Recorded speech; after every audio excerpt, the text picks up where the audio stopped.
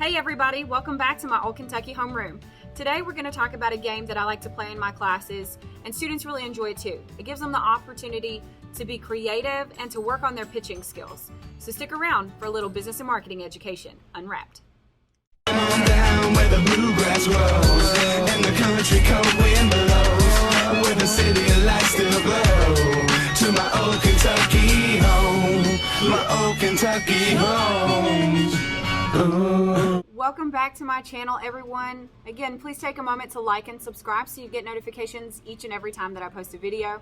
Today we're going to talk about a game that I play in my classrooms. It's called Mockups.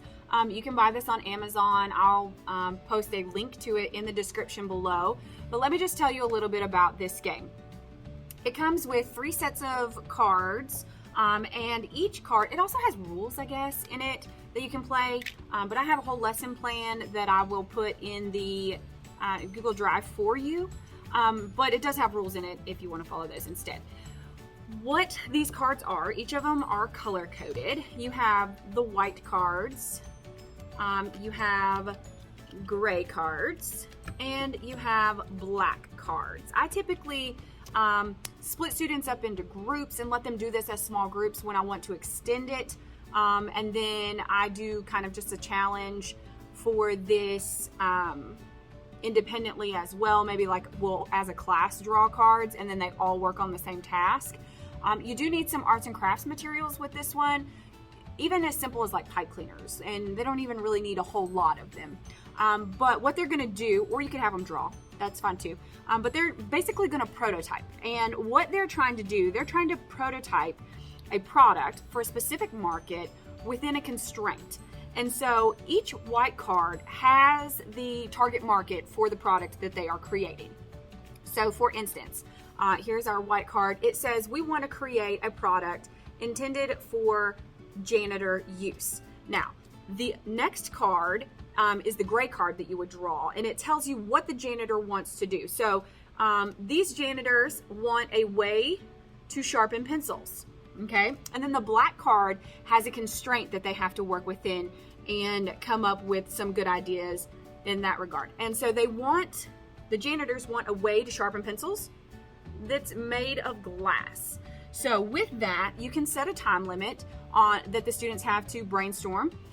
Then you can set a time limit for how long they have to create. And again, they can draw this if you don't have arts and crafts supplies like pipe cleaners, or I don't know, sometimes I do Legos, things like that. I often find that when we do Legos, they can't get outside the thought of that it's Legos. Like everything they create is a Lego this or a Lego that. So sometimes I steer clear of the Legos. But then you have them pitch it. And I generally, to kind of drive home the idea that in a free market, we choose which products succeed and continue by our economic vote or purchasing it, I pay the teams based on their pitches and their product, the one that I would actually buy. I do not pay everyone. Some people never earn any money. And sometimes I also allow them to do this within their small groups. So there are a couple of ways that you can kind of grade or determine on if you're going to pay them or not. It could be based on, did they address the 4 Ps in their pitch? It could be based on the fluency of their pitch. If you're working on presentation skills, it could be, did they meet their target market? Really, it's up to you. This is a very adaptable exercise, activity, and game, and students really, really enjoy it.